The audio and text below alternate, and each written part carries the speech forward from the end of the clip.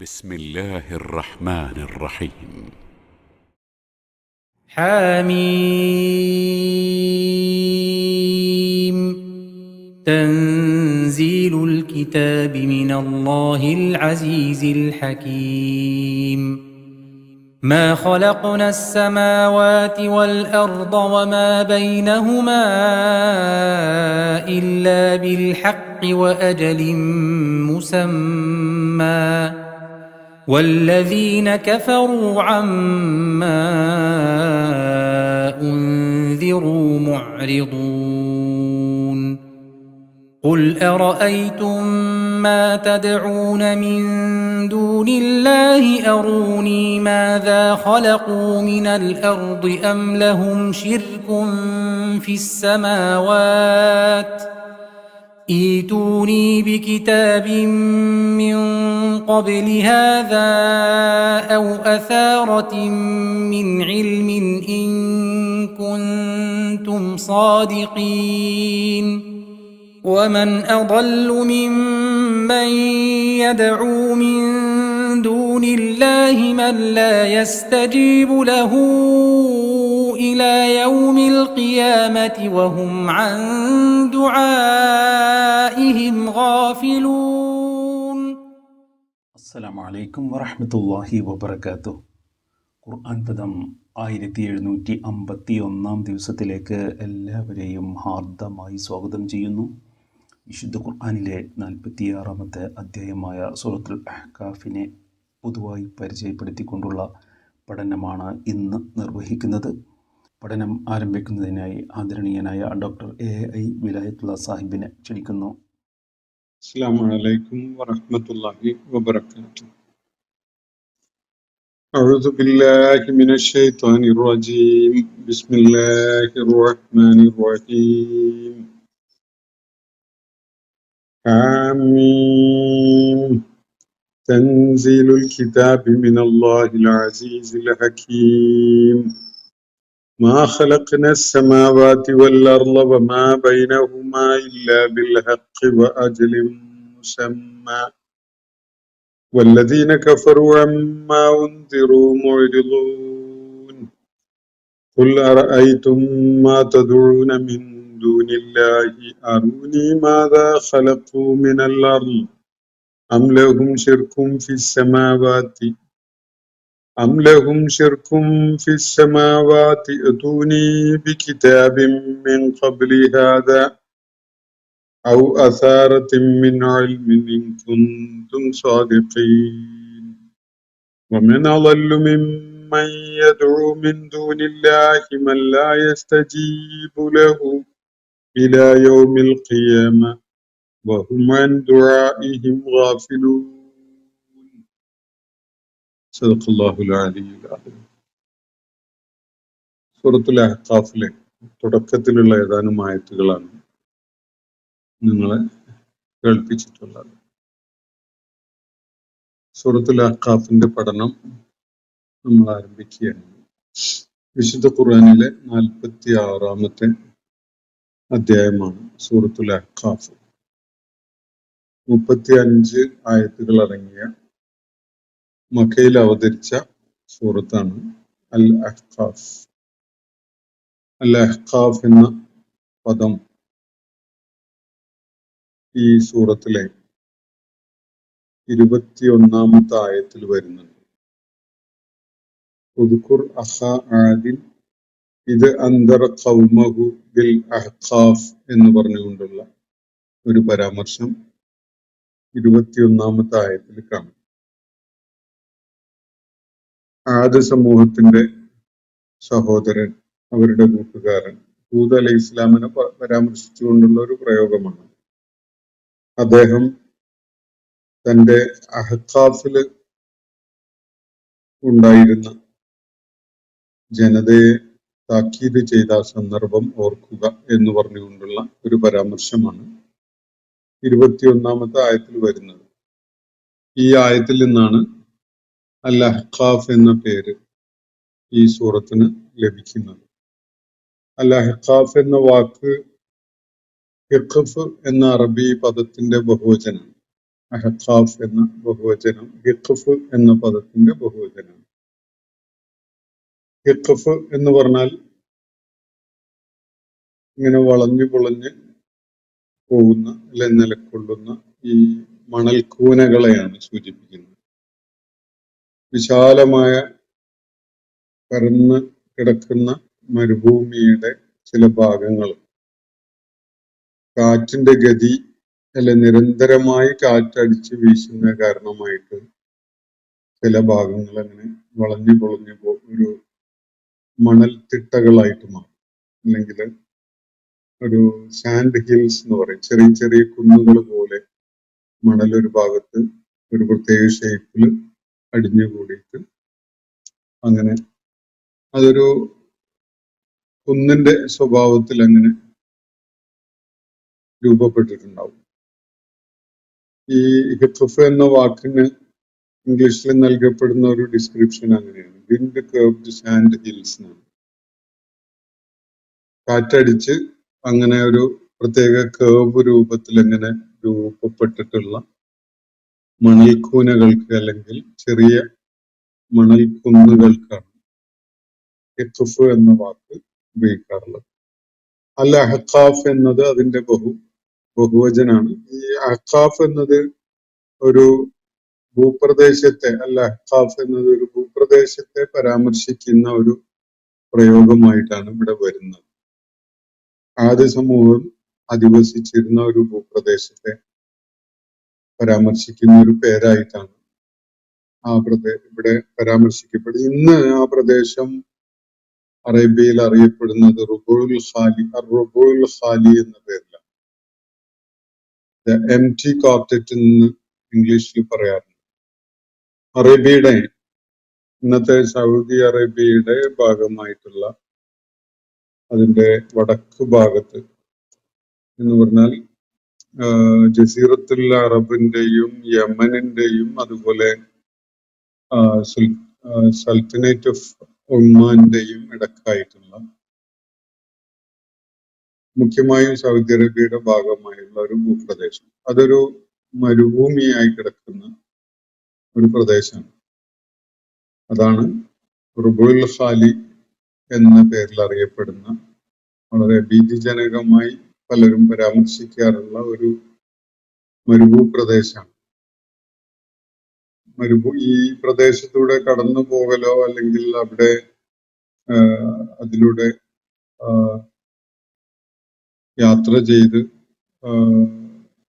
ഉദ്ദേശിച്ചിടത്ത് എത്തുകയൊക്കെ ചെയ്യുന്നത് പഴയ കാലത്ത് വലിയ ഭീതിജനകമായ ഒരു സംഗതിയായിട്ടാണ് മനസ്സിലാക്കപ്പെട്ടിരുന്നത്. ഈ റുബുൽ ഖാലിയാണ്, റുബുൽ ഖാലി എന്ന പേരിൽ അറിയപ്പെടുന്ന ഈ മരുഭൂപ്രദേശത്തെയാണ് വിശുദ്ധ ഖുർആനിലെ ഈ പരാമർശത്തിൽ അൽ അഹ്ഖാഫ് എന്ന പേരിൽ സൂചിപ്പിക്കുന്നത്. ഞാൻ അതിന്റെ ഭാഷാപരമായുള്ള സൂചന നൽകിയിട്ടുണ്ടായി. ഹിഖഫ് എന്ന പദത്തിന്റെ ബഹുവചനാണ് അഹ്ഖാഫ് എന്നത്. ഇത് ആദ് സമൂഹം വിശുദ്ധ ഖുർആൻ പലയിടങ്ങളിൽ നമ്മൾ പിന്നിട്ട ഭാഗങ്ങളിൽ പലയിടത്തും പരാമർശിച്ചിട്ടുള്ള ആദ് സമൂഹമുണ്ട്. ഹൂദ് അലൈഹിസ്സലാം എന്ന പ്രവാചകനെ അള്ളാഹു നിയോഗിക്കുകയുണ്ടായത് ഈ സമൂഹത്തിലേക്കാണ്.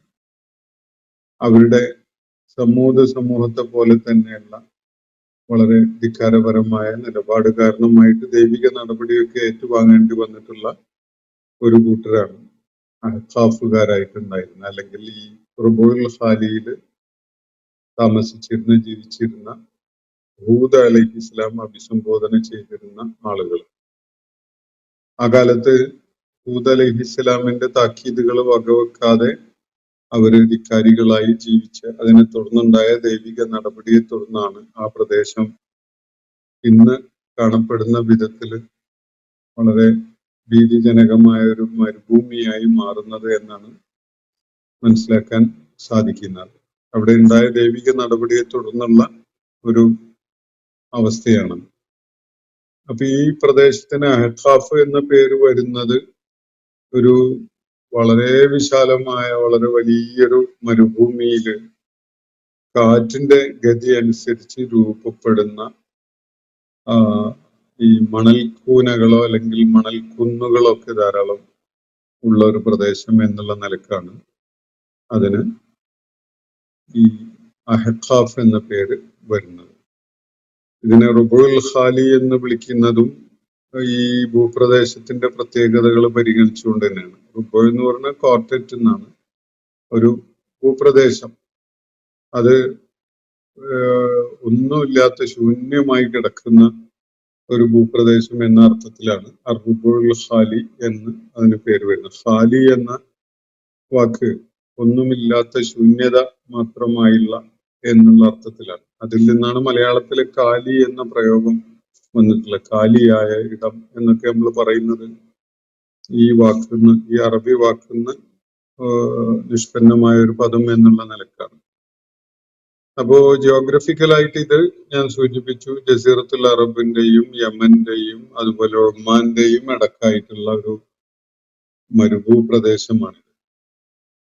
ആ പ്രദേശത്തെ പരാമർശിച്ചുകൊണ്ട് ഈ സൂറത്തിന്റെ 21-ാമത്തെ ആയത്തില് അള്ളാഹു ഈ പദം അൽ അഹ്ഖാഫ് എന്ന പദം ഉപയോഗിക്കുന്നു എന്നതിനാൽ ആ പദം ഈ സൂറത്തിന്റെ പേരായി നിശ്ചയിക്കപ്പെട്ടിരിക്കുകയാണ്.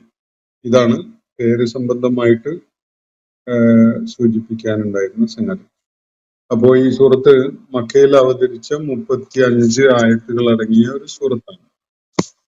ഈ സൂറത്തിന്റെ അവതരണം എപ്പോ, എവിടെ വെച്ച്, ഏത് സന്ദർഭത്തിൽ എന്നതൊക്കെ ശ്രദ്ധ പതിയേണ്ട ഒരു വിഷയമാണ്. ഞാൻ അതിലേക്ക് വരാം. ഈ സൂറത്തിന്റെ അവതരണം ചില ചരിത്ര സംഭവങ്ങളെ മുൻനിർത്തിക്കൊണ്ട് അതിന്റെ കാലം നിർണയിക്കാൻ സാധിക്കും. ഈ സൂറത്തില് അതിന്റെ 29 മുതൽ 32 വരെയുള്ള ആയത്തുകളിൽ ഒരു സംഭവം പരാമർശിക്കുന്നുണ്ട്. അത് നബി സല്ലല്ലാഹു അലൈഹി വസല്ലം രാത്രി നേരത്ത് ഒരു പ്രത്യേക സ്ഥലത്ത് നിന്നുകൊണ്ട് നമസ്കരിക്കുമ്പോൾ അദ്ദേഹം ഉച്ചത്തില് വിശുദ്ധ ഖുർആൻ പാരായണം ചെയ്തുകൊണ്ട് അത് നിർവഹിക്കുകയായിരുന്നപ്പോൾ അത് കേട്ടുകൊണ്ട് കടന്നുപോയ ജിന്നുകളുടെ ഒരു പ്രതികരണമാണ് ഇതിൽ പരാമർശിക്കപ്പെടുന്നത്. ജിന്ന് വിഭാഗത്തിൽപ്പെട്ട ചിലര് അതുവഴി കടന്നു പോവുകയും നബി സല്ലല്ലാഹു അലൈഹി വസല്ലമയുടെ ഖുർആൻ പാരായണം കേൾക്കാൻ ഇടയാവുകയും അത് അവരിൽ വലിയ പ്രതികരണം ഉളവാക്കുകയും ചെയ്ത ഒരു സംഭവം ഈ സൂറത്തിന്റെ 29 മുതൽ 32 വരെയുള്ള ആയത്തുകളിലായിട്ട് പരാമർശിക്കപ്പെടുന്നുണ്ട്. അപ്പൊ ഈ ഒരു സംഭവം നബി സല്ലല്ലാഹു അലൈഹി വസല്ലം അങ്ങനെ പ്രാർത്ഥന നടത്തിയ സംഭവം ജിന്നുകള് അത് കേൾക്കാനിടയായി അതിന്റെ സ്വാധീനമുള്ളവരായി മാറിയ അവര് അതിന്റെ സ്വാധീനം അവരിൽ വലിയ സ്വാധീനം ഉണ്ടാക്കിയ ആ സംഭവം ചരിത്രത്തില് അറിയപ്പെടുന്ന വിശ്രുതമായ ഒരു കാര്യമാണ്. അത് ഒരു പ്രത്യേക ഘട്ടത്തിൽ നബി സല്ലല്ലാഹു അലൈഹി വസല്ലമയുടെ ജീവിതത്തിൽ ഉണ്ടായ ഒരു കാര്യമാണ്. അപ്പൊ ഇത് ഈ ആയത്തുകളെ 29 മുതൽ 32 വരെയുള്ള ആയത്തുകളിൽ പരാമർശിക്കപ്പെടുന്ന കാര്യങ്ങളെ മുൻനിർത്തിക്കൊണ്ട് ഈ സൂറത്തിന്റെ അവതരണത്തിന്റെ കാലം ഏതാണ് എന്നത് വളരെ കൃത്യതയോടുകൂടി നിർണയിക്കാൻ സാധിക്കും.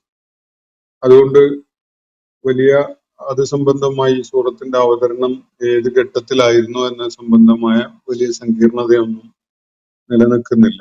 കാരണം ഈ പരാമർശിക്കപ്പെട്ട കാര്യങ്ങളുമായി ബന്ധപ്പെട്ടുകൊണ്ടുള്ള ചരിത്ര സംഭവം നബി സല്ലല്ലാഹു അലൈഹി വസല്ലമക്കും അതുപോലെ അദ്ദേഹത്തോട് അടുപ്പമുണ്ടായിരുന്ന പലർക്കും നല്ല പരിചയമുള്ള കാര്യങ്ങളാണ്.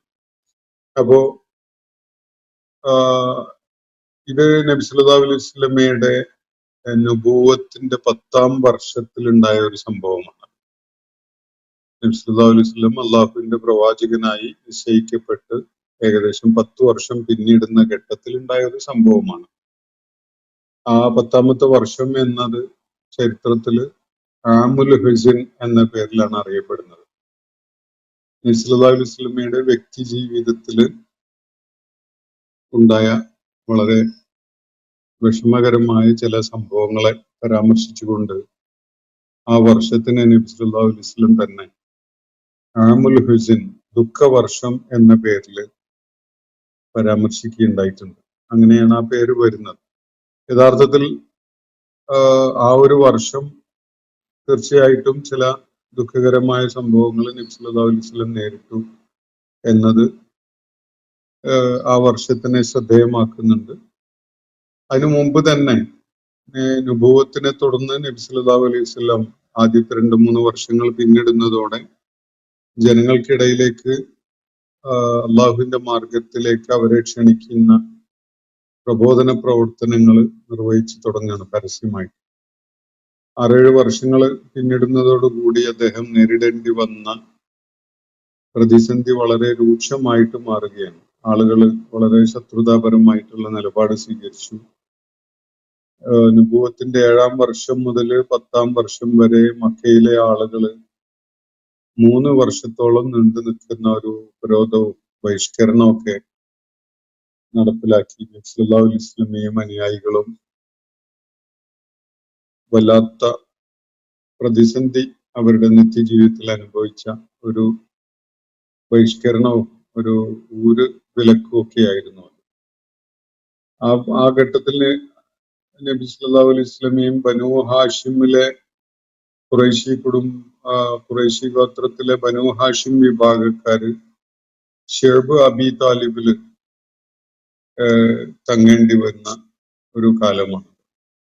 അവിടെ ഈ ബഹിഷ്കരണത്തിന് വിധേയരായി അവര് എല്ലാ നിലക്കും ഒറ്റപ്പെട്ട് നിത്യജീവിതത്തിന് ആവശ്യമായ വിഭവങ്ങളൊന്നും ലഭിക്കാത്ത ഒരവസ്ഥയിൽ കഴിയുക. അപൂർവമായിട്ട് മാത്രമാണ് മക്കയിലേക്ക് വന്ന് സാധന സാമഗ്രികളൊക്കെ വാങ്ങിക്കാൻ വേണ്ടി അവർക്ക് ശ്രമിക്കാൻ സാധിച്ചിരുന്നത്. ആ ഘട്ടത്തിൽ തന്നെ അബൂജഹലിനെ പോലെയുള്ള ആളുകൾ അങ്ങാടിയിൽ ചന്തയിൽ വന്ന് അവർക്ക് ഒന്നും വാങ്ങിക്കാൻ പറ്റാത്ത വിധത്തിലുള്ള ഒരു സാഹചര്യം സൃഷ്ടിക്കുമായിരുന്നു. അത് എന്താണെന്ന് വെച്ചാൽ കച്ചവടക്കാരോടൊക്കെ തന്നെ വില 10 മടങ്ങ് വർദ്ധിപ്പിച്ച് പറയാൻ വേണ്ടി നിർദ്ദേശിക്കുകയും അങ്ങനെ മുസ്ലിമീങ്ങളിൽപ്പെട്ട ആർക്കും ഒന്നും വാങ്ങാൻ കഴിയാതെ അവർ തിരിച്ചു പോയതിന് ശേഷം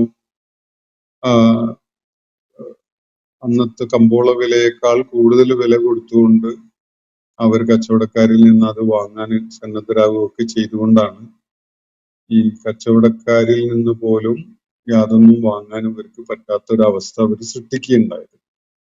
എന്ന് പറഞ്ഞാൽ ബഹിഷ്കരണത്തിന്റെയും ഊരുവിലക്കിന്റെയും അതിതീക്ഷ്ണമായ അവസ്ഥ കാരണമായി നബി സല്ലല്ലാഹു അലൈഹി വസല്ലമയും അതുപോലെ കൂടെ ഉണ്ടായിരുന്ന ബനൂ ഹാഷിം വിഭാഗത്തിലെ നബി സല്ലല്ലാഹു അലൈഹി വസല്ലമയെ പിൻപറ്റാൻ സന്നദ്ധരായി രംഗത്ത് വന്ന ആളുകളൊക്കെയും തന്നെ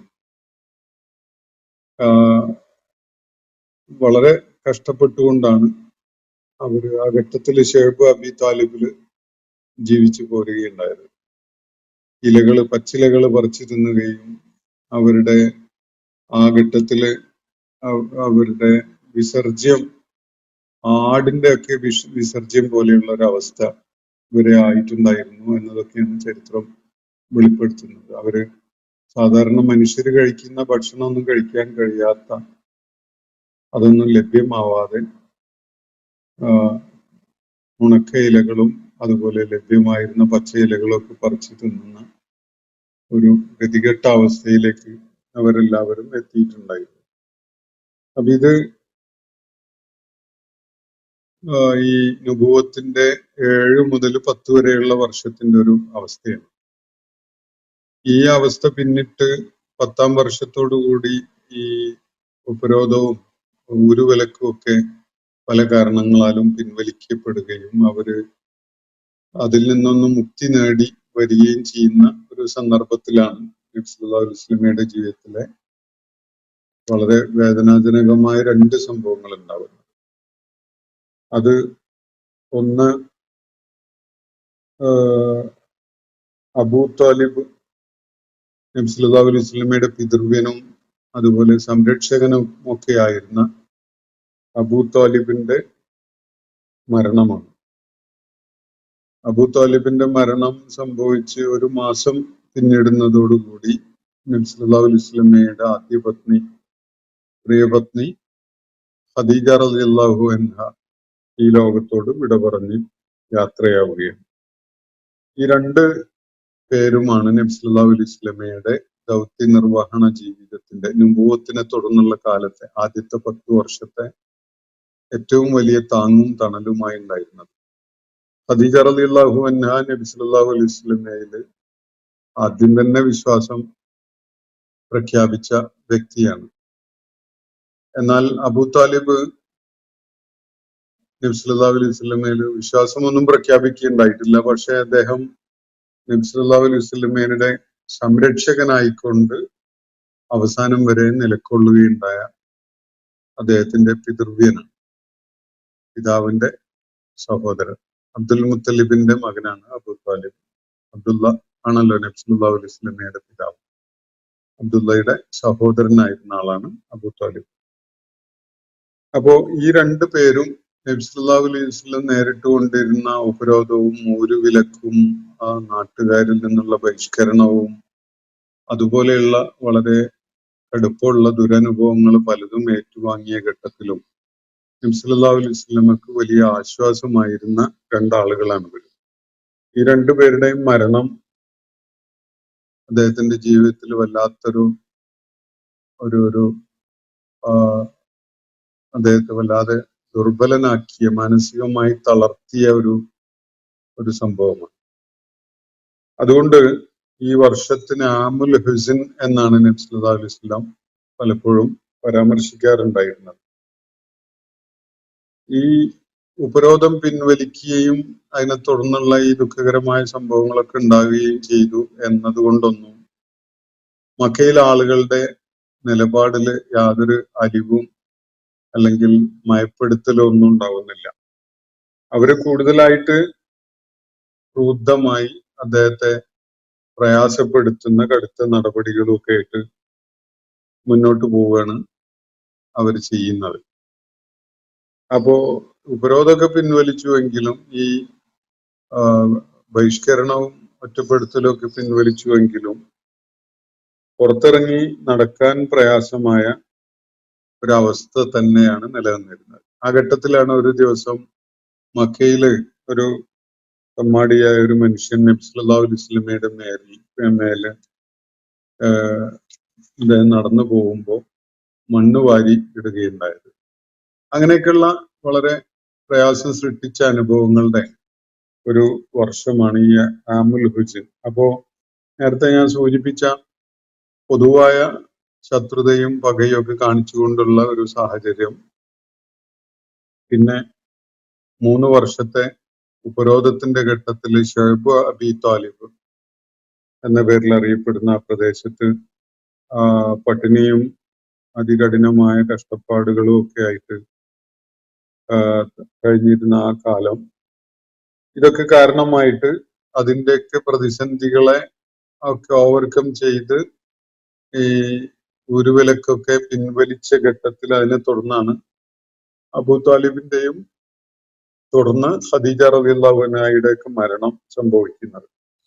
ഇവര് തങ്ങിയിരുന്ന ഷുഐബ് അബി താലിബ് എന്ന ആ താഴ്വര, ആ താഴ്വര പിന്നീട് ചരിത്രത്തിൽ ഷുഐബ് അലി എന്നും അതുപോലെ ഷുഐബ് ബനി ഹാഷിം എന്നൊക്കെ പേരിൽ അറിയപ്പെടുന്നുണ്ട്. ബനു ഹാഷിം സമൂഹം ഖുറൈശികളിലെ പ്രമുഖമായ ഒരു വിഭാഗമാണ്. അവര് ഈ ഉപരോധ ഘട്ടത്തില് നബി സല്ലല്ലാഹു അലൈഹി വസല്ലമയെ സംരക്ഷിച്ചുകൊണ്ട് ആ താഴ്വരയിൽ തങ്ങിയതിന്റെ പേരിലാണ് അങ്ങനെയൊക്കെയുള്ള പേര് വന്നിട്ടുള്ളത്. അപ്പോ പക്ഷെ ഈ ഉപരോധമൊക്കെ അവസാനിച്ചു. നബി സല്ലല്ലാഹു അലൈഹി വസല്ലം വ്യക്തി ജീവിതത്തിൽ വലിയ പ്രയാസം ഉണ്ടാക്കിയ വേർപാടുകൾ നേരിട്ടു. ഇങ്ങനെയൊക്കെ ഉണ്ടായിട്ട് പോലും മക്കയിലെ ആളുകൾ യാതൊരു വിധത്തിലുള്ള അവരുടെ പരുഷമായ നിലപാടുകളിൽ മാറ്റമൊന്നും വരുത്തിയിട്ടില്ല. ഈ ഒരു സന്ദർഭത്തിലാണ് നബി സല്ലല്ലാഹു അലൈഹി വസല്ലം ഒരു ആശ്വാസത്തിന് വേണ്ടി പുറത്തിറങ്ങി നടക്കാൻ പോലും കഴിയാത്തൊരവസ്ഥ വന്നിരിക്കുകയാണല്ലോ. പലരും അദ്ദേഹത്തെ വ്യക്തിപരമായി ദ്രോഹിച്ചുകൊണ്ടിരിക്കുകയാണ്. നേരത്തെ സൂചിപ്പിച്ച വിധത്തിൽ ഒരാള് അദ്ദേഹത്തിന്റെ മേലും മണ്ണ് വാരി എറിയുന്ന ഒരവസ്ഥ ഒക്കെ ഉണ്ടായി. ഈ ഒരു പശ്ചാത്തലത്തിലാണ് എന്ന് പറഞ്ഞാൽ ഈ നുബുവത്തിന്റെ 10ാം വർഷത്തില് നുബുവത്ത് ലഭിച്ച് 10 വർഷം പിന്നിടുന്ന ആ ഘട്ടത്തില് നബി സല്ലല്ലാഹു അലൈഹി വസല്ലം മക്കയിൽ നിന്ന് വളരെ അകലെയല്ലാത്തൊരു പട്ടണമാണല്ലോ ത്വായിഫ്. വിശുദ്ധ ഖുർആൻ ഇതിനെ രണ്ട് പട്ടണങ്ങൾ എന്നുള്ള നിലക്ക് ഖറിയത്തൈൻ എന്ന വിധത്തിൽ ഒരിടത്ത് പരാമർശിച്ച് നമ്മൾ നേരത്തെ കാണുകയുണ്ട്. മക്കയും ഈ ത്വായിഫും, ഈ രണ്ട് പട്ടണങ്ങൾ. അവിടെയുള്ള പ്രമുഖരാരെങ്കിലും എന്ന് പറഞ്ഞാൽ അവിടുത്തെ പ്രമാണിമാരിൽ ആരെങ്കിലും ഒരാളെ പ്രവാചകനായിട്ട് നിശ്ചയിക്കുകയായിരുന്നില്ലേ വേണ്ടിയിരുന്നത് എന്ന വിധത്തില് ഈ നിഷേധികള് പരാമർശിച്ച ഒരു കാര്യം ഖുർആനിൽ വരുന്നുണ്ട്. അതിനെ കുറിച്ച് നമുക്ക് പിന്നീട് മനസ്സിലാക്കാം കൂടുതലായിട്ട്. അപ്പൊ ഈ മക്കയാണ് പ്രധാനപ്പെട്ട ഒരു പട്ടണം. അതുപോലെ വളരെ അകലെയല്ലാത്തൊരു പട്ടണമാണ് മദീന, ഈ തായിഫ്. അപ്പോ തായിഫിലേക്ക് പോയി അവിടെയുള്ള ചില പ്രത്യേകിച്ച് സഖീഫ് ഗോത്രത്തിൽപ്പെട്ട ആളുകളെ അള്ളാഹുവിന്റെ ദീനിന്റെ മാർഗത്തിലേക്ക് പ്രബോധനം ചെയ്യാൻ ഉദ്ദേശിച്ചുകൊണ്ട് പോകാം, കുറച്ചു കാലം മക്കയിൽ നിന്ന് മാറി നിൽക്കാം എന്നുള്ള ഒരു തീരുമാനമാണ് നബി സല്ലല്ലാഹു അലൈഹി വസല്ലം എടുക്കുന്നത്. അങ്ങനെയാണ് സഖീഫ് ഗോത്രത്തെ ഇസ്ലാമിലേക്ക് ക്ഷണിക്കാൻ ഉദ്ദേശിച്ചുകൊണ്ട് അദ്ദേഹം അവര് അധിവസിച്ചിരുന്ന തായിഫ് പ്രദേശത്തേക്ക് പോകുന്നത്. നബി സല്ലല്ലാഹു അലൈഹി വസല്ലമയുടെ ആ ഘട്ടത്തിലെ വ്യക്തിപരമായ അവസ്ഥ വളരെ ദയനീയമായതാണ്. സാമ്പത്തികമായിട്ടും ഒക്കെ തന്നെ വലിയ പ്രയാസം നേരിട്ടുകൊണ്ടിരിക്കുന്ന ഒരവസ്ഥയാണ്. വാഹനം പോലും ഇല്ലാതെ മക്കയിൽ നിന്ന് മദീനയിലേക്ക് നടന്നു പോവുകയാണ്. അതും ചില റിപ്പോർട്ടുകൾ പ്രകാരം തനിച്ചാണ് നടന്നു പോയിരുന്നത്. വേറൊരു റിപ്പോർട്ട് അനുസരിച്ച് സെയ്ദ് ഇബ്നു ഹാരിസ റളിയല്ലാഹു അൻഹു അദ്ദേഹത്തോടൊപ്പം ഉണ്ടായിരുന്നു എന്നും ചില റിപ്പോർട്ടുകളിൽ കാണാം. എന്തായാലും കൂടുതലൊന്നും ആളുകൾ ഇല്ല. ഒന്നുകിൽ നബി സല്ലല്ലാഹു അലൈഹി വസല്ലം തനിച്ചാണ്, അല്ലെങ്കിൽ ഈ ഭൃത്യൻ അദ്ദേഹത്തോടൊപ്പം ഉണ്ടായിരുന്നു, സെയ്ദ് റളിയല്ലാഹു അൻഹു. അപ്പോ ആ നിലക്ക് അദ്ദേഹം ത്വായിഫിലേക്ക് എത്തുകയാണ്. കുറച്ച് ദിവസം ത്വായിഫിൽ തങ്ങി അവിടെയുള്ള ആളുകളുമായിട്ട് ഇടപഴകുകയൊക്കെ ചെയ്ത് നബി സല്ലല്ലാഹു അലൈഹി വസല്ലം സഖീഫ് ഗോത്രത്തിന്റെ നേതാക്കന്മാരെയും പ്രമാണിമാരെയും ഒക്കെ നേരിട്ട് കണ്ട് സംസാരിച്ചു. അവരെ സത്യമാർഗത്തിലേക്ക് ക്ഷണിക്കുകയും ചെയ്തു. പക്ഷെ അവരാരും നബി സല്ലല്ലാഹു അലൈഹി വസല്ലം അവർക്ക് തുറന്നു വെച്ചു കൊടുത്ത ആ ജീവിത സരണി ഉൾക്കൊള്ളാനോ അംഗീകരിക്കാനോ ഒന്നും കൂട്ടാക്കിയില്ല. മാത്രമല്ല, വൈകാതെ തന്നെ അവര് കടുത്ത ഭാഷയിൽ നബി സല്ലല്ലാഹു അലൈഹി വസല്ലമയോട് ത്വായിഫ് പട്ടണം വിട്ട് പോയിക്കൊള്ളാൻ വേണ്ടി ശാസിക്കുകയാണ് ചെയ്യുന്നത്. അങ്ങനെ കടുത്ത നിർദ്ദേശം നൽകുകയാണ്. ചെറുപ്പക്കാർ ഇവിടെ ഉള്ളവര് വഴി പഴച്ചു പോകും, അതുകൊണ്ട് നബി സല്ലല്ലാഹു അലൈഹി വസല്ലം ഇവിടെ ഒന്നും നിൽക്കരുത്, ഇവിടെ തങ്ങാൻ പാടില്ല എന്ന് പറഞ്ഞിട്ട് അദ്ദേഹത്തെ അവിടുന്ന് പോകാൻ വേണ്ടി നിർബന്ധിക്കുകയാണ്. അങ്ങനെ ത്വായിഫ് വിട്ട് പോവുകയാണ് നബി സല്ലല്ലാഹു അലൈഹി വസല്ലം. സഖീഫ് ഗോത്രത്തിലെ പ്രമാണിമാര് ആ സമയത്ത് അവിടുത്തെ അങ്ങാടി പിള്ളേരെ, അവിടെ രണ്ടി നടക്കുന്ന കുട്ടികളെയൊക്കെ നബി സല്ലല്ലാഹു അലൈഹി വസല്ലമയ്ക്ക് എതിരിൽ അദ്ദേഹത്തെ കൂവി വിളിക്കാനും അതുപോലെ അവിടുന്ന് ധൃതിയിൽ അസഭ്യം പറഞ്ഞ് ഓടിക്കാനൊക്കെ അവരെ ഏൽപ്പിക്കുകയാണ് ചെയ്യുന്നത്, സഖീഫ് ഗോത്രത്തിന്റെ പ്രമാണിമാരും തലവന്മാരും ഒക്കെ. അങ്ങനെ അവര് കുറച്ച് കടുപ്പുള്ള രീതിയിൽ തന്നെയാണ് നബി സല്ലല്ലാഹു അലൈഹി വസല്ലമയോട് പെരുമാറുകയുണ്ടായത്. അസഭ്യം വർഷിക്കുക, അതുപോലെ കല്ലെറിയുക തുടങ്ങിയ പല സംഗതികളും ചെയ്ത് നബി സല്ലല്ലാഹു അലൈഹി വസല്ലമക്ക് അവരെ കല്ലേറ് നടത്തിയതിൽ പരിക്ക് പറ്റി ശരീരത്തിൽ നിന്ന് രക്തം വാർന്നൊഴുകുന്ന ഒരവസ്ഥയൊക്കെ ഉണ്ടായി. അങ്ങനെ തായിഫിന്റെ പട്ടണാതിർത്തിക്ക് വെളിയിൽ വന്ന് നബി സല്ലല്ലാഹു അലൈഹി വസല്ലം ഒരു തോട്ടത്തിന്റെ മതിലിനോട് ചേർന്ന് ചാരിയിരുന്ന് അങ്ങനെ വല്ലാത്ത വിഷമത്തില് ഒരു വലിയ പ്രാർത്ഥന നടത്തുന്നുണ്ട് അള്ളാഹുവിനോടായിട്ട്. ആ പ്രാർത്ഥന അറബിയിലെ വളരെ ചരിത്ര സ്രോതസ്സുകളിൽ വിശദമായി രേഖപ്പെട്ട് കിടക്കുന്ന ഒരു പ്രാർത്ഥനയാണ്. അതിന്റെ സംഗ്രഹമായിട്ട് ചില കാര്യങ്ങൾ ഞാൻ നിങ്ങളെ കേൾപ്പിക്കാം. അള്ളാഹുവിനെ വിളിച്ചുകൊണ്ട് നാഥ എന്ന് പറഞ്ഞുകൊണ്ട് അദ്ദേഹം പറയുന്നത്, എന്റെ ബലഹീനതയും നിസ്സഹായതയും അതുപോലെ എൻ്റെ ഒരു വിലയില്ലായ്ക ഉള്ളൊരു രീതിയിൽ ആളുകൾ ഒരു വിലയും കൽപ്പിക്കാത്ത വിധത്തില് എന്നോട് പെരുമാറുന്ന കാര്യം തുടങ്ങിയ കാര്യങ്ങളാണ് നബി സല്ലല്ലാഹു അലൈഹി വസല്ലം അള്ളാഹുവിനോട് വലിയ സങ്കടത്തോടു കൂടി ഉണർത്തുന്നത്. നിന്നോട് മാത്രമാണ് ഞാൻ ആവലാതിപ്പെടുന്നത്. നീ ദുർബലരായ ആളുകളുടെ സംരക്ഷകനായ നാഥനാണ്. ആർക്കാണ് നീ എന്നെ ഏൽപ്പിച്ചു കൊടുത്തിരിക്കുന്നത്? എന്നോട് ക്രൂരത ചെയ്യുന്ന, എന്നെ മനസ്സിലാക്കാത്ത അപരിചിതരായ ആളുകൾക്കാണോ, അതോ എന്നെ കീഴടക്കുന്ന ശത്രുക്കൾക്കാണോ എന്നെ ഏൽപ്പിച്ചിട്ടുള്ളത്? നീ ഈ വിധത്തില് ഇതൊക്കെ സംഭവിക്കുന്നതില് നീ തൃപ്തനെങ്കിൽ നീ എന്നിൽ തൃപ്തിപ്പെടുന്നുവെങ്കിൽ ഇതൊക്കെ എനിക്ക് നിസ്സാരം തന്നെയാണ്. എങ്കിലും നീ അനുവദിച്ചു നൽകുന്ന സൗഖ്യവും സമാധാനവും ഒക്കെ തന്നെയാണ് കൂടുതൽ സന്തോഷം നൽകുന്ന കാര്യം എന്നൊക്കെ പറഞ്ഞുകൊണ്ട് അള്ളാഹുവിന്റെ സത്തയുടെ പ്രകാശത്തില് അഭയം തേടുന്നു എന്ന് പറഞ്ഞുകൊണ്ടും അള്ളാഹുവിന്റെ കോപത്തിൽ നിന്നും അതുപോലെ ആക്ഷേപാർഹനാകുന്നതിൽ നിന്നൊക്കെ ഞാൻ നിന്നിൽ ശരണം തേടുന്നു എന്നും പറഞ്ഞുകൊണ്ട് അള്ളാഹുവിന്റെ തൃപ്തി ലഭിക്കുന്നതിൽ അതാണ് ഞാൻ ഏറ്റവും ധന്യമായി കാണുന്നത്. നീ മാത്രമാണ് കരുത്തുള്ളവൻ, നീ മാത്രമാണ് ഖദീർ എന്നൊക്കെ പറഞ്ഞുകൊണ്ടാണ് നബി സല്ലല്ലാഹു അലൈഹി വസല്ലം വളരെ ഹൃദയസ്പൃക്കായ ഒരു പ്രാർത്ഥനാ ഘട്ടത്തില് നടത്തുന്നത്. അപ്പോ വല്ലാത്ത വിഷമവും പ്രയാസവും ഒക്കെ നേരിട്ടുകൊണ്ട് വല്ലാത്ത സങ്കടം ഉള്ള ഒരവസ്ഥയിലാണ് നബി സല്ലല്ലാഹു അലൈഹി വസല്ലം ഈ ത്വായിഫിൽ നിന്ന് മടങ്ങുന്നത്. അവിടെ ഒരു തോട്ടത്തിന്റെ ഭിത്തിയോട് ചേർന്നിരുന്നുകൊണ്ടാണ് നബി സല്ലല്ലാഹു അലൈഹി വസല്ലം ഈ വിധത്തിൽ പ്രാർത്ഥിച്ചത് എന്നാണ് ചരിത്രത്തിൽ നിന്ന് മനസ്സിലാക്കാൻ പറ്റുന്നത്. അങ്ങനെ ത്വായിഫിൽ നിന്ന് മടങ്ങി ഈ ഖർനുൽ മനാസിൽ എന്ന പേരിൽ അറിയപ്പെടുന്ന ഒരു സ്ഥലത്ത് എത്തിയപ്പോ, അത് ത്വായിഫിൽ നിന്ന് മക്കയുടെ ഭാഗത്തേക്ക് നടന്നുകൊണ്ടിരുന്നപ്പോ എത്തുന്ന ഒരു സ്ഥലമാണ് ഖർനുൽ മനാസിൽ. ഈ ഖർനുൽ മനാസിൽ എന്ന സ്ഥലത്തെത്തിയപ്പോ ആകാശത്ത് മേഘം മൂടിയതായിട്ടും അതുപോലെ തണൽ വിരിച്ചതായിട്ടും ഒക്കെ നബി സല്ലല്ലാഹു അലൈഹി വസല്ലമക്ക് കാണാൻ സാധിച്ചു. അതിനെ തുടർന്നാണ് ആകാശത്ത് ജിബ്രീൽ അലൈഹിസ്സലാം പ്രത്യക്ഷപ്പെടുന്നത്. നബി സല്ലല്ലാഹു അലൈഹി വസല്ലമയുടെ മുന്നിൽ തന്നെ ജിബ്രീൽ അലൈഹിസ്സലാം പ്രത്യക്ഷപ്പെടുകയും ഇങ്ങനെ നബി സല്ലല്ലാഹു അലൈഹി വസല്ലമയോട് സംസാരിക്കുകയും ചെയ്തതായിട്ടാണ് ചരിത്രത്തിൽ കാണാൻ പറ്റുന്നത്. താങ്കളുടെ ജനത താങ്കളോട് എന്ത് മറുപടിയാണ് നൽകിയത് എന്ന് തീർച്ചയായിട്ടും അള്ളാഹു കേട്ടിട്ടുണ്ട്. ഇതാ ഈ പർവ്വതത്തിന്റെ പാലകരായ മലക്കുകൾ അവര് എന്ത് വേണമെങ്കിലും അവരോട് കൽപ്പിക്കാം. ഈ മലക്കുകളോട് നബി സല്ലല്ലാഹു അലൈഹി വസല്ലമയോട് പറയുന്നത്, ഈ മലക്കുകളോട് എന്ത് വേണമെങ്കിലും പറഞ്ഞോളൂ, അവര് അത് നടപ്പിലാക്കിക്കോളൂ. അപ്പോ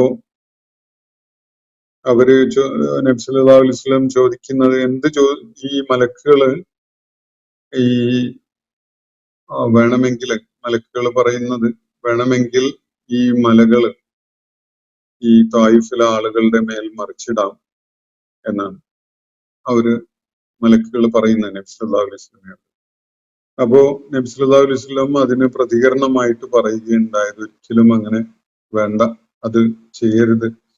അവരുടെ വംശത്തിൽ, അവരുടെ പിന്മുറക്കാരിൽ അള്ളാഹുവിന് മാത്രം വിധേയപ്പെടുന്ന പുതിയ തലമുറ ഉണ്ടായേക്കാൻ ഇടയുണ്ട്, അതാണ് ഞാൻ പ്രതീക്ഷിക്കുന്നത് എന്നൊക്കെയാണ്. ഇങ്ങനെയാണ് നബി സല്ലല്ലാഹു അലൈഹി വസല്ലം അവരോട്, മലക്കുകളോട് ഈ ജിബ്രീൽ അലൈഹിസ്സലാം പറഞ്ഞ ഈ കാര്യത്തിനോട് പ്രതികരിച്ചുകൊണ്ട് പറയുകയുണ്ടായത്. അപ്പോ ഈ സംഭവം ഉണ്ടായതിനെ തുടർന്ന് കുറച്ചുകൂടി ദിവസങ്ങൾ നബി സല്ലല്ലാഹു അലൈഹി വസല്ലം ആ പ്രദേശത്ത് തങ്ങുകയാണ്. നഖ്ല എന്ന പേരിൽ അറിയപ്പെടുന്ന ഒരു സ്ഥലമുണ്ട് ഈ ത്വായിഫിനും മക്കയ്ക്കും ഇടയിലായിട്ട്. അത് നമ്മൾ നേരത്തെയും ഈ നഖ്ല എന്ന പ്രദേശം പല ഘട്ടങ്ങളിലും പരാമർശിച്ചിട്ടുണ്ട്. വിശുദ്ധ ഖുർആൻ പഠനത്തിന്റെ ഭാഗമായിട്ട് ഈ സ്ഥലത്തെ പരാമർശിച്ചുകൊണ്ട് പല കാര്യങ്ങളും നമ്മൾ നേരത്തെ പങ്കുവച്ചിട്ടുണ്ട്. ഈ പ്രദേശത്ത് നബി സല്ലല്ലാഹു അലൈഹി വസല്ലം അവിടുന്ന് മക്കയുടെ ഭാഗത്തേക്ക് തുടർന്ന് പോകാതെ അങ്ങനെ തങ്ങുകയാണ്. മക്കയിലേക്ക് പോയാൽ അവിടെ ആളുകള് കൂടുതൽ ദ്രോഹം ഉണ്ടാക്കും, അദ്ദേഹത്തിന് ഒരുപാട് ദ്രോഹങ്ങൾ ഏറ്റുവാങ്ങേണ്ടി വരും എന്ന ഒരു ആശങ്കയിലാണ് മക്കയിലേക്ക് പോകാതെ അങ്ങനെ ഈ പ്രദേശത്ത് തങ്ങുന്നത്. അങ്ങനെ ഒരു രാത്രി നഖ്ലയിൽ തങ്ങിയ ഘട്ടത്തില് അവിടെ ഒരു രാത്രി നബി സല്ലല്ലാഹു അലൈഹി വസല്ലം ദീർഘമായി വിശുദ്ധ ഖുർആൻ പാരായണം ചെയ്തുകൊണ്ട് നമസ്കരിക്കുകയായിരുന്നു. അപ്പോഴാണ് കുറച്ച് ജിന്നുകള് അതുവഴി കടന്നു പോകാനിടയാവുന്നതും അവര് ഖുർആൻ പാരായണം കേൾക്കാൻ ഇടയാവുകയും ആ ഖുർആന്റെ പാരായണം കേട്ട് അതിന്റെ സ്വാധീനത്തിൽ അവരുടെ സമൂഹത്തില് അള്ളാഹുവിന്റെ മാർഗത്തിലേക്ക് വരാൻ വേണ്ടി ജിന്നുകളുടെ സമൂഹത്തിലെ അംഗങ്ങളോട് ആവശ്യപ്പെട്ടുകൊണ്ടുള്ള പ്രവർത്തനങ്ങളിലേക്ക് തിരിയുകയൊക്കെ ചെയ്യുന്ന ഒരു സംഭവം. ഈ കാര്യം നബി സല്ലല്ലാഹു അലൈഹി വസല്ലമക്കുള്ള ഒരു സന്തോഷ വാർത്ത എന്നുള്ള നിലക്ക് ഈ സൂറത്തില് നേരത്തെ ഞാൻ പരാമർശിച്ച ആയത്തുകളിലായിട്ട് അള്ളാഹു വിവരിക്കുകയാണ്. മക്കയിലെ ആളുകളെല്ലാവരും ബഹുഭൂരിപക്ഷവും നബി സല്ലല്ലാഹു അലൈഹി വസല്ലമയെ തിരസ്കരിച്ചു, പുറത്താക്കിയ പോലെയുള്ള ഒരവസ്ഥയായി. തായിഫിലേക്ക് ചെന്ന് അവിടെ ഉണ്ടായിരുന്ന സഖീഫ് ഗോത്രക്കാരെ ഇസ്ലാമിലേക്ക് ക്ഷണിച്ചപ്പോ അവര് അതിനേക്കാൾ ക്രൂരമായ വിധത്തിലാണ് അദ്ദേഹത്തോട് പെരുമാറിയത്. അവിടുന്ന് നിർബന്ധമായിട്ടും പോയിക്കൊള്ളാൻ വേണ്ടി ആവശ്യപ്പെടുകയും തെരുവ് പിള്ളേരെ പുറകിൽ വിട്ട് അദ്ദേഹത്തിന് അസഭ്യം വർഷിക്കുകയും അതുപോലെ കല്ലെറിയുകയൊക്കെ ചെയ്തു. അദ്ദേഹത്തിന്റെ ദേഹത്ത് നിന്ന് രക്തം വാർന്നൊലിക്കുകയുണ്ടായി. ഇങ്ങനെയൊക്കെയുള്ള അവസ്ഥകൾ വന്നല്ലോ. അപ്പോ ഒരു ഭാഗത്ത് മനുഷ്യരുടെ ഇടയിൽ നിന്ന് ലഭിച്ച പ്രതികരണം ഇങ്ങനെയുള്ള തിരസ്കാരമാണ് എങ്കിൽ നബി സല്ലല്ലാഹു അലൈഹി വസല്ലമയുടെ ഖുർആൻ പാരായണം കേട്ടുകൊണ്ട് ആ സത്യം ഉൾക്കൊണ്ട് ആ സത്യമാർഗത്തിലേക്ക് വന്ന, എന്നിട്ട് അതിനെ അടിസ്ഥാനപ്പെടുത്തിക്കൊണ്ടുള്ള പ്രയത്നങ്ങളിൽ ഏർപ്പെട്ടുകൊണ്ടിരുന്ന ജിന്നുകളിൽപ്പെട്ട ഒരു വിഭാഗത്തിന്റെ പ്രതികരണത്തെ ഇവിടെ കേൾപ്പിച്ചുകൊണ്ട് അള്ളാഹു നബി സല്ലല്ലാഹു അലൈഹി വസല്ലമയെ ആശ്വസിപ്പിക്കുകയാണ്. മക്കയിലെയും തായിഫിലെയും ആളുകൾ തങ്ങളെ തള്ളിക്കളഞ്ഞിട്ടുണ്ടാവാം, പക്ഷെ അള്ളാഹുവിന്റെ സൃഷ്ടികളായ ജിന്നുകൾ നബി സല്ലല്ലാഹു അലൈഹി വസല്ലമയുടെ ഖുർആൻ പാരായണം കേൾക്കുകയും ആ ഖുർആൻ പാരായണത്തിൽ സ്വാധീനമുള്ളവരായിക്കൊണ്ട് അവര് ആ സത്യമാർഗത്തിലേക്ക് പ്രവേശിക്കുകയും ചെയ്ത കാര്യമാണ് ഇവിടെ അള്ളാഹു നബി സല്ലല്ലാഹു അലൈഹി വസല്ലമയെ കേൾപ്പിക്കുന്നത്. അപ്പോ ഈ ഒരു പശ്ചാത്തലത്തിലാണ് എന്ന് പറഞ്ഞാൽ തായിഫിലേക്ക് യാത്ര ചെയ്ത് മടങ്ങുന്ന ഘട്ടത്തില് നഖ്ല എന്ന പ്രദേശത്ത് തങ്ങിയ നാളുകൾ, ആ ഘട്ടത്തിലാണ് യഥാർത്ഥത്തിൽ ഈ സൂറത്ത് അവതരിക്കുന്നത് എന്നാണ് ചരിത്രപരമായി ഈ സംഭവങ്ങൾ നൽകുന്ന സൂചന. അതുകൊണ്ട് ഹിജ്റ 10-ാം വർഷം നബി സല്ലല്ലാഹു അലൈഹി വസല്ലം തായിഫിലേക്ക് യാത്ര ചെയ്ത് അവിടുത്തെ സഖീഫ് ഗോത്രക്കാരെ ഇസ്ലാമിലേക്ക് ക്ഷണിക്കുകയും അതിനെ തുടർന്ന് നേരിടേണ്ടി വന്ന ദുരനുഭവങ്ങളുടെയും ഒക്കെ അവസ്ഥയിൽ ആ ഒരു സന്ദർഭത്തിൽ നബി സല്ലല്ലാഹു അലൈഹി വസല്ലമയെ ആശ്വസിപ്പിക്കുന്നതിന് വേണ്ടി ഈ പ്രപഞ്ച സംവിധാനത്തില് നബി സല്ലല്ലാഹു അലൈഹി വസല്ലമയുടെ ഖുർആൻ പാരായണത്തിനോട് പ്രതികരണമായി കൊണ്ടുണ്ടായ ഒരു സംഭവം, അത് മനുഷ്യരുടെ സമൂഹത്തിലല്ല, അദൃശ്യ ജീവികളായ അദൃശ്യ സൃഷ്ടികളായ ജിന്നുകളുടെ ലോകത്തുണ്ടാക്കിയ ഒരു ഇമ്പാക്റ്റിനെ കുറിച്ച് നബി സല്ലല്ലാഹു അലൈഹി വസല്ലമയെ അറിയിച്ചുകൊണ്ട് അദ്ദേഹത്തെ ആശ്വസിപ്പിക്കുകയാണ് അള്ളാഹു ഈ ആയത്തുകളിൽ, അല്ലെങ്കിൽ ഈ സൂറത്തിലെ ഏതാനും ആയത്തുകളിൽ എന്നതാണ് നമ്മൾ കാണുകയുണ്ടായത്. അപ്പൊ ഈ സംഭവം ഹിജ്റ 10-ാം വർഷത്തിൽ ഈ നുബുവത്തിന്റെ 10-ാം വർഷത്തിലാണ് ഉണ്ടായത് എന്നത് ചരിത്രപരമായി പല രേഖകളിലും സ്രോതസ്സുകളിലും രേഖപ്പെടുത്തപ്പെട്ട് കിടക്കുന്ന ഒരു സംഗതിയാണ്. അപ്പൊ ഇതാണ് ഈ സൂറത്തിന്റെ അവതരണ പശ്ചാത്തലം. ഇനി നമുക്ക് മനസ്സിലാക്കാനുള്ളത് ഈ സൂറത്തിന്റെ ഉള്ളടക്കവുമായി ബന്ധപ്പെട്ടുകൊണ്ടുള്ള സംഗതികളാണ്. ഇത് വളരെ സംക്ഷിപ്തമായിട്ട് ഞാൻ ഇൻഷാ അല്ലാഹ് അടുത്ത ദിവസം നമ്മുടെ ആയത്തുകളുടെ പഠനം തുടങ്ങുന്നതിന്റെ മുമ്പായി തന്നെ ഇതിലെ പ്രതിപാദ്യ വിഷയങ്ങളെ ഒന്ന് സംക്ഷിപ്തമായിട്ട് വിവരിച്ച് ആ കാര്യങ്ങൾ വ്യക്തമാക്കി തരാം ഇൻഷാ അല്ലാഹ്. അല്ലാഹു നമ്മെ എല്ലാവരെയും അനുഗ്രഹിക്കുമാറാവട്ടെ. വാഖിറു ദഅ്വാനാ അൽഹംദുലില്ലാഹി റബ്ബിൽ ആലമീൻ.